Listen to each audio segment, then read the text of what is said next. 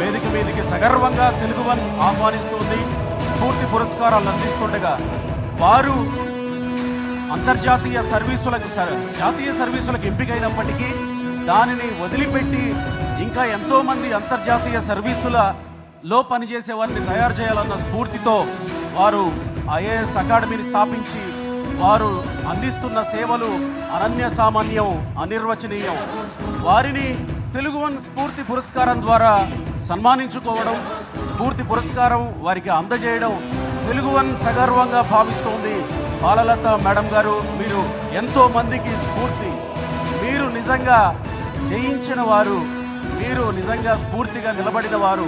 Thank you so much మా ఈ అవార్డును స్వీకరిస్తున్నందుకు.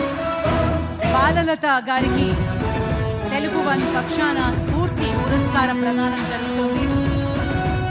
ఒక తెలుగువారుగా ప్రతి ఒక్కరూ అనుకున్నది సాధించడం ఎలాంటి అవరోధాలు వచ్చినా జీవితంలో ముందుకు ఎలా వెళ్ళాలి అనడానికి ఒక నిలువెత్తు నిదర్శనం.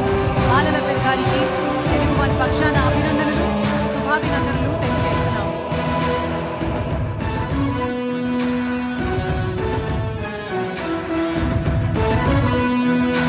దేశానికి అన్నం పెట్టేది రైతన్న. ఆ రైతన్నలందరికీ స్ఫూర్తిగా, తెలుగు ప్రజలందరికీ స్ఫూర్తిగా నిలిచిన వారు